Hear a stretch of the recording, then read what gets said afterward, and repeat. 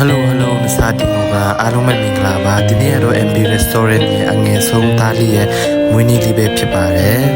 MB Restaurant ရဲ့အငယ်ဆုံးသားလေးရဲ့တနည်းပြည့်မွေးနေ့လေးကိုပြင်ဆင်နေတာပဲဖြစ်ပါတယ်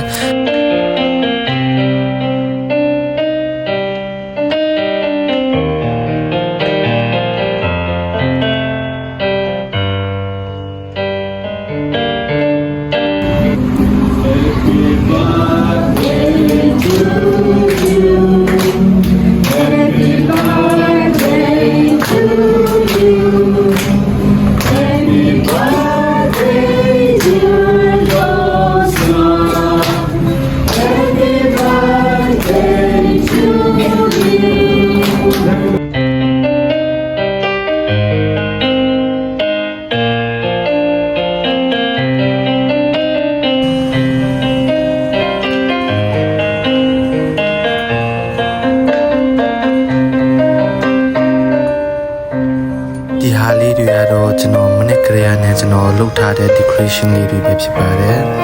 မနစ်ကလေးနဲ့တော်တော်လေးလုပ်လိုက်ရတယ်ဒါ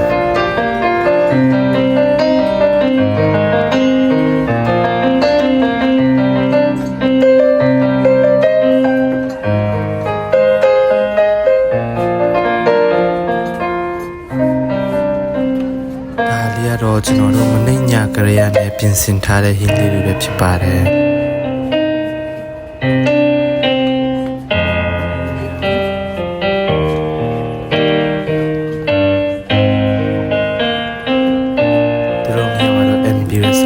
ရှင်တွေပေါ့နော်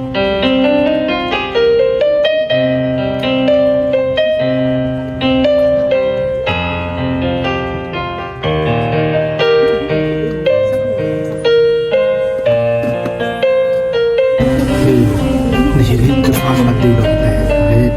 มันจะรักกระตุกสันๆนะจนมาทำกับบุญกับสันๆกับมาสันๆบุญนั้นก็ความจริงอันนี้นะครับ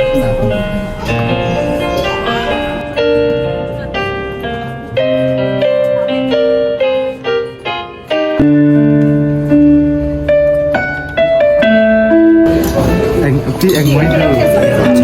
ยังเชียร์ขนาดสิบกับแบบว่าที่เองไม่รู้